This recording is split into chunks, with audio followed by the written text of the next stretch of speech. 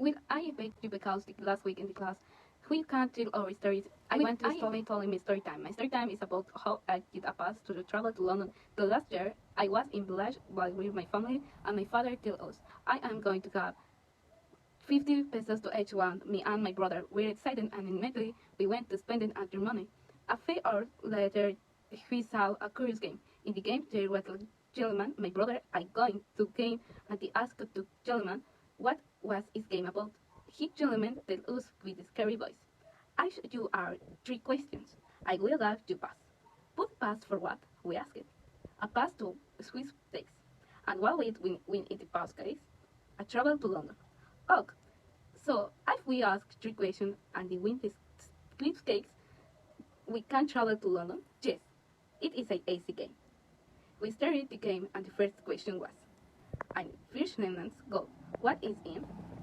My brother says a gunfish. The answer was so stupid but was correct. If I answer the question, I get wrong, my brother suppose. Second question, where we come to rats but going to French vehicles? I know that it think was maps. Yes, I remember screaming to Jolman maps the answer is maps. The gentleman was so nervous because he's still sure if we don't win the game, he will keep the pass for him. Then he said the last question. If you feed it is going to live, but if you give it something to drink, it dies. My father came to us and said fire. The man was so angry and he said he will not have this back because he was playing on with me and my brother. But my father makes it sometimes so intelligent. He says the money is mine, so you are playing with me, and if you don't have us to pass, he will come to police because you're instead of me. The man gave us to pass the wrong. 3 days later, they win a travel to London for three persons. For only 20, that's the rate and reparate the first semester into Prepa 8.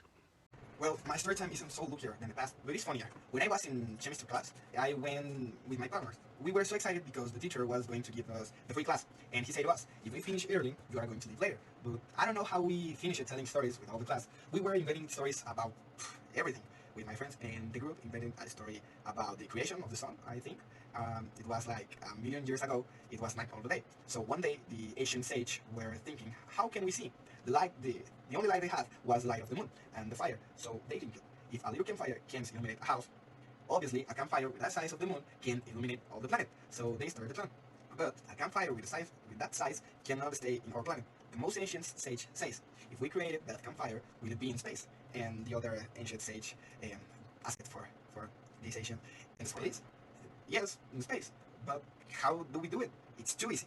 We are going to take a little piece of coal, then we will put in fire, and with a slingshot, we are going to shoot to the sky. But we need to repeat too much times because if we don't shoot 1,000 times, our campfire will be little and we are going to illuminate all the world, just a little part. So, for years, the ancient sage were shooting his piece of sun to the space. Sometimes they mistake it, and that mistakes were called stars.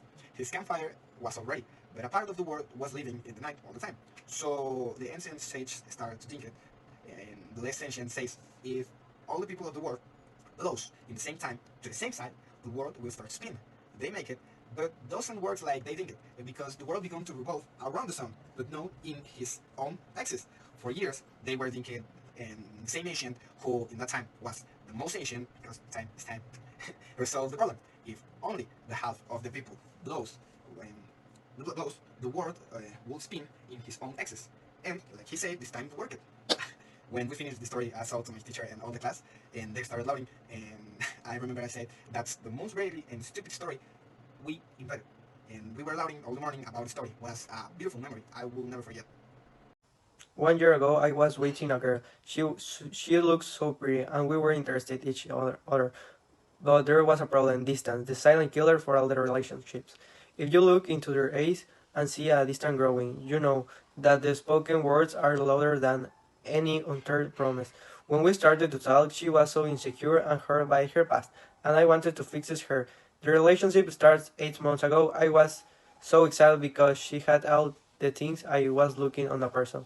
When the time goes on, she was studying in another school, and then the words that I came to use, she was going to travel in another state, and we wanted to continue our relationships.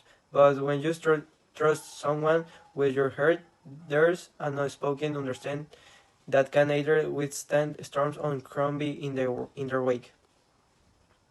The time and distance were making their job. If you keep breathing that everything is fine, the illusion of love will shatter, leaving behind the painful worry in Lady than someone story I destined for an agonizing end. I think if you break in our relationship early, I will be better than I feel today. Well, things happen for some reason. We were for too much time into that limbo.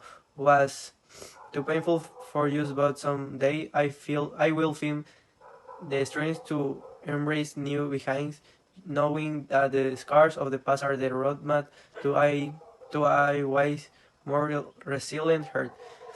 That was a completing my notes, but my friends helped me, and with the help of my teachers, I passed the semester. Why it's that special memory because the solidarity in my school was too beautiful, and from a boy who has always left to academically, it was the boost he needed. Held at the school.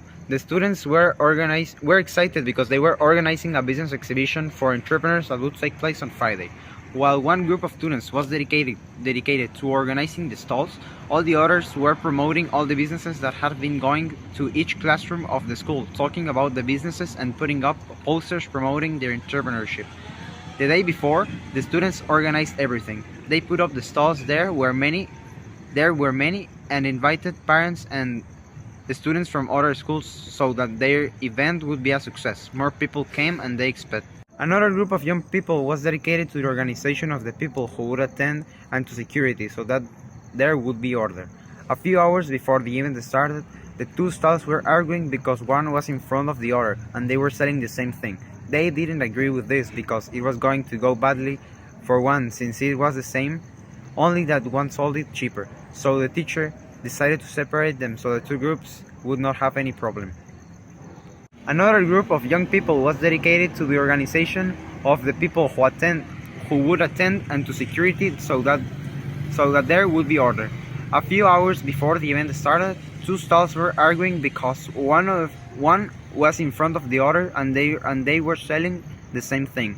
They did not agree with this because it was going to go badly for one since it was the same, only that the one sold it cheaper. So a teacher decided to separate them so that the two groups would not have any problem. The stalls were located in the schoolyard since there. They decided that it would in the schoolyard since there. They decided that it would be the best place and there they decorated it since it was a spacious place for all people. They prepared everything and it was ready. Much more people arrived than they expected. The night was a success. All the businesses did very well. The students were thrilled with the outcome of their hard work. Yesterday, as he walked into school even, the sun was shining brightly and birds were singing in trees he was enjoying the peaceful atmosphere when suddenly saw my friend Sergio was sitting on bench watching his cell phone and looked kid surprised saw me. While he here catching up, playful dog came running towards us, its owner a friend woman. Apologized for the dog's exuberance when his dog escaped and no one knows how the dog entered to the school. Sergio and I laughed, started playing with the dog. As were setting up to watch the event, a group of musicians arrived at school. They were playing living tunes on their instruments, and we could help start dancing the soft bench to set casting a warm glow over these strings. During our dance, I remembered how much I loved the spontaneous moments. We chatted, laughed, and enjoyed the music until late into the evening. It was a perfect day, reminding me that so many the best moments are the ones we don't plan. No reflection of the day in relation of for time. I am too hype showed when their four friends out the spaces of the tour since life.